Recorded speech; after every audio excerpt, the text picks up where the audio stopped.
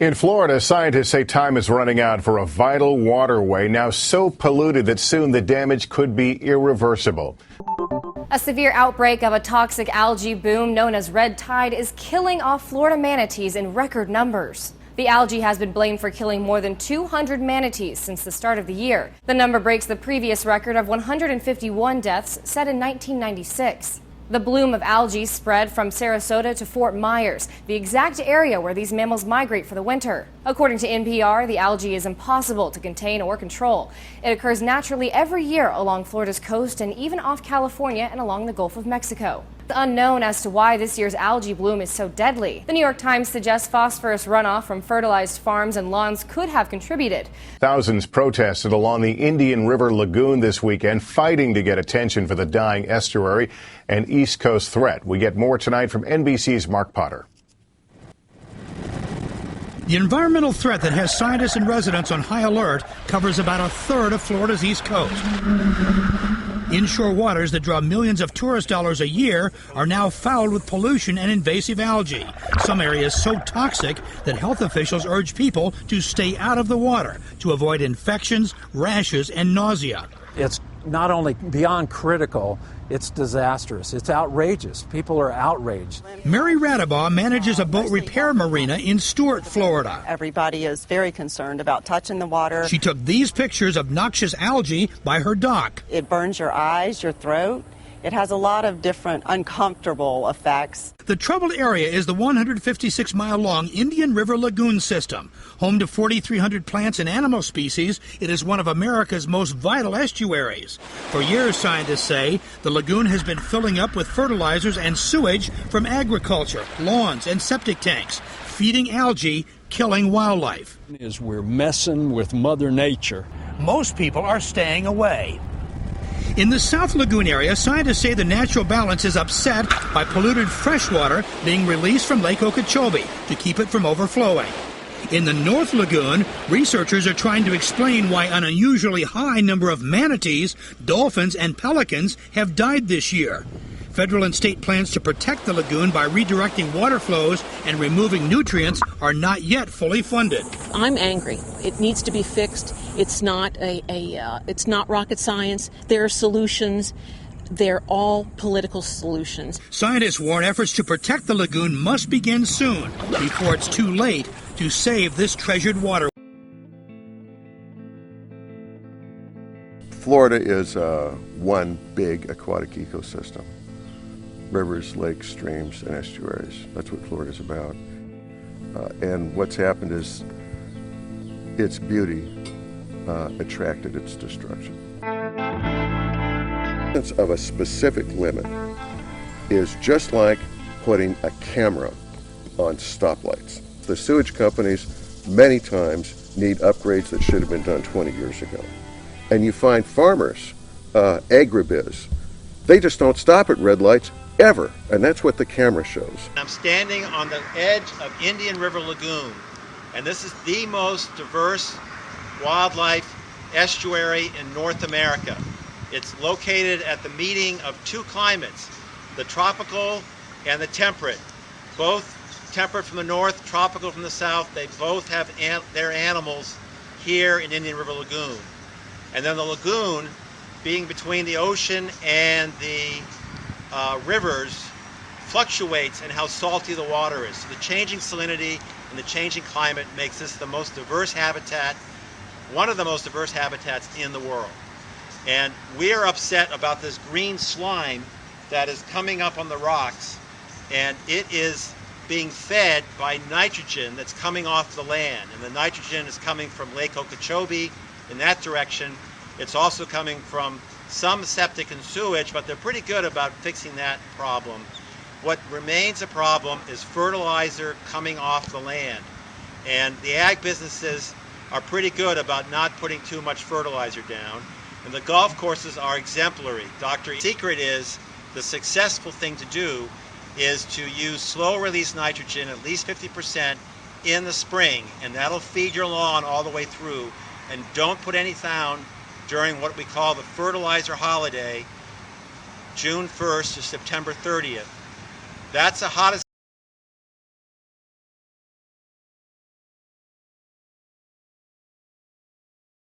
And but we want to try to stay on track as close as possible here.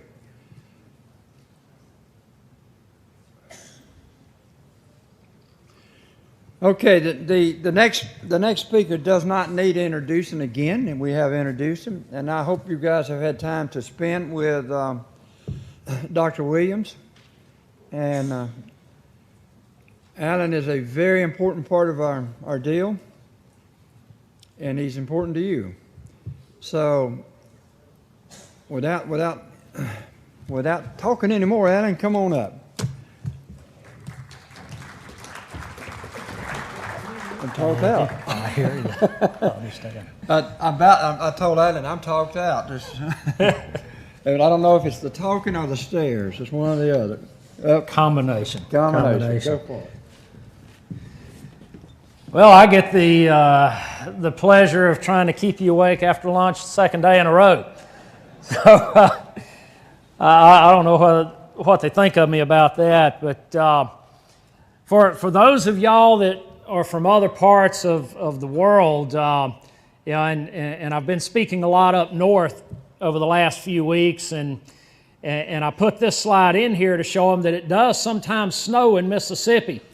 This was just a few weeks ago outside my back door at our house there in Starkville, Mississippi, and that's my son out there, and he's 13. He's our youngest, the only one still at home, and this is the first substantial snow in his lifetime.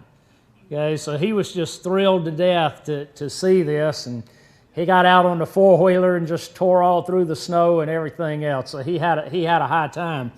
But like in Mississippi, you know, it was very fleeting, so it was gone within a few hours.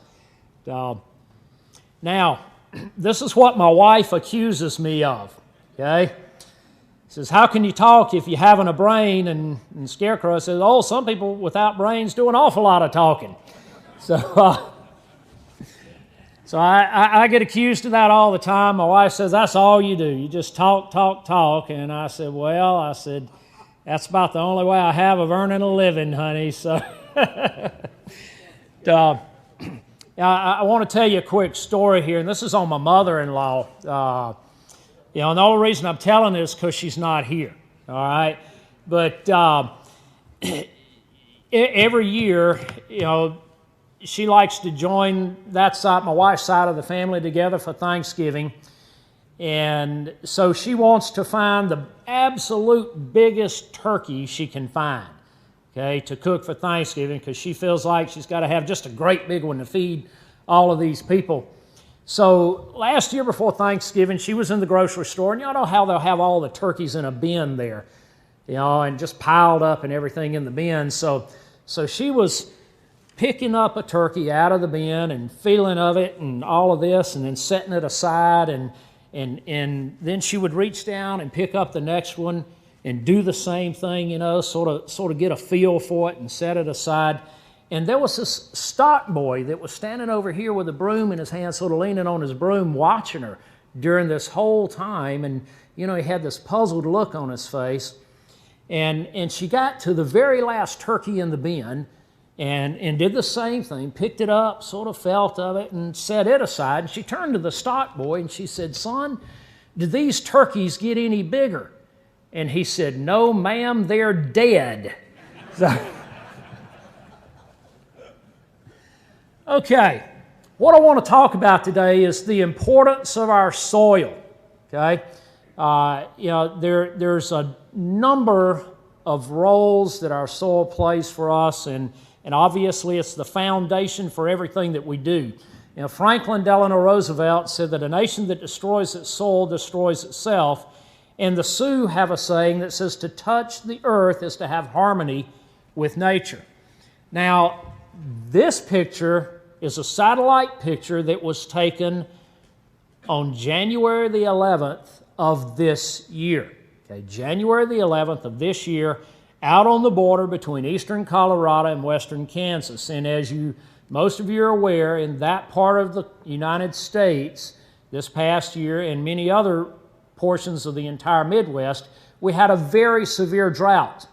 But this is an indication of just how severe that drought was and that we still have ongoing impact. What you see there, all of that dark that you see in that satellite picture is a dust storm, okay? Again, taken from space with a satellite.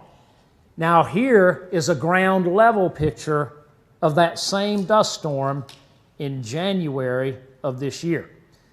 Now we might expect that, and we had some back in the summer months, but to have this in January, is pretty foreboding. Now, again, if we talk about the importance of our soul, Carl Mickey says that the primary social adjustment then is the adjustment of society to the land. Okay, the adjustment of society to the land. The outstanding biological soul-forming factor is man. So we can take soil both ways. We can either destroy it or we can build it. And then Charles Kellogg said, do civilizations fail because the soil fails to produce, or does the soil fail only when the people living on it no longer know how to manage their civilization? And then Stephen Solomon said that every era has been shaped by its response to the great water challenge of its time. Those societies that find the most innovative responses to the crisis are the ones that are most likely to come out the winners. And we are certainly facing, at least here in the U.S., a very severe ongoing drought conditions that meteorologists have predicted will continue into the growing season for 2013. Man, despite his artistic pretensions, his sophistication, and his many accomplishments, owes his existence to a mere 6-inch layer of topsoil and the fact that it rains. Okay? And then Alan Savory talks about the only known tool to heal the land is animal impact. Leopold says land then is not merely soil, it is a fountain of energy flowing through a circuit of soils, plants, and animals. So we have to have the whole package here, folks, from the microbes through the insects, the earthworms, the animals, the birds, the plant life. Everything is critically important in having healthy soils.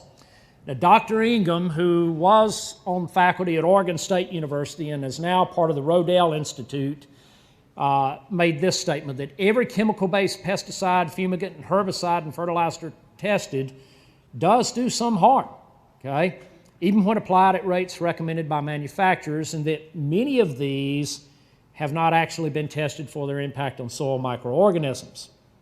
So again, it all starts with the soil.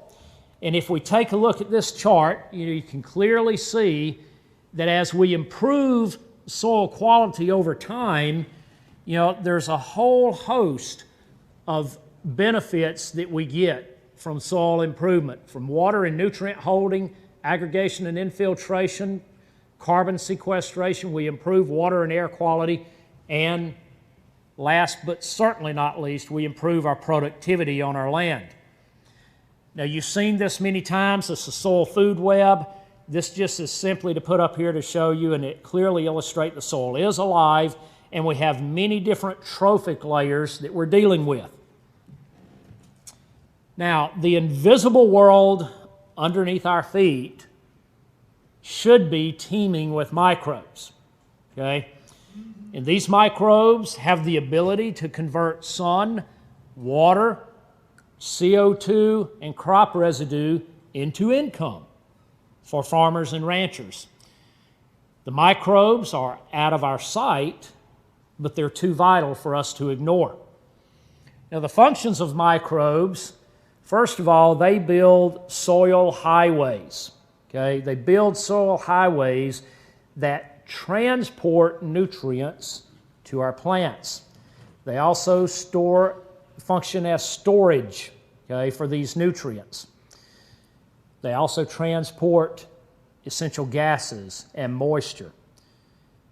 Microbes decay organic matter. They cycle nutrients back into plants in a usable form. They unlock chemical bonds and nutrients to make them bioavailable so that plants can uptake